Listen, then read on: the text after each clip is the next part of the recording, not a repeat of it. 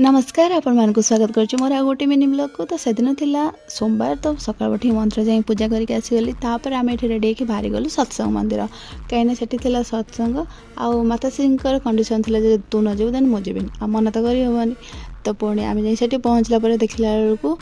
ना लोक अच्छे ना सत्संग होची आ सेठी तो उल्टा सजासजी चलछि। तापर पर जानलु जे सत्संग तो संध्या बेले हबो आ माताश्री आ कौन कहबे काले मोर आगे मत कहे जा से भल जगह अच्छे फटो फटो उठे वीडियो करूँ तो जा इच्छा करूँ आ सी तरह आसिक एत बाटे जेहतु आम तो फेरिक तो जापरूनी तो सी गला मटर छुई बाचिला आउे मुझे ता सहित बस पाइली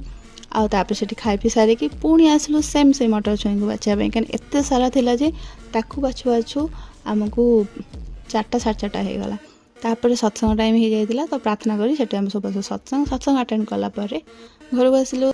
एबे किछि दिन हम जे एमिति ठंडा लगुच जे खाली शोक रोचे आउ लगुच जमी कुंभकर्ण निजे मो भीतर पशि जाती दिन सारा शोला देन संध्या बेलू आम पुणी बाहरी गलु सत्संग को जेहेतु घर पाखे होता तो ऑब्वियसली बो जीव माने मुही तो जीवी ना। तो आम बाहरी गलु सत्संग आउ एठी बो पूरा रागी जाए कहीं लेट है पहुँचला सत्संग भी स्टार्ट होता देन से आम खाइलु रोटी डालमा खीरी। तापर आसिक पहुँचला बोर पुणी स्टार्ट हो गला आमर महादेव देखा ताकू एबे पूरा निशा लगी जाए दिन राति खाली देखुची। तापर तांको पुत्रंकर आउ गोटे निशा चली कि आवेंजर जिते क्यारेक्टर था समस्त मास्क से ऑर्डर कर देछि आ सहित गोटे टॉय गन आनी आउ माने एमिति पागल भलिया होछि कि बुलिबा को जाइथिला जे सेठू आसिया दिन खाली खोजी कौन आपन देखुन केम से पागल भलिया होछि देखा गुगु को पटेम रो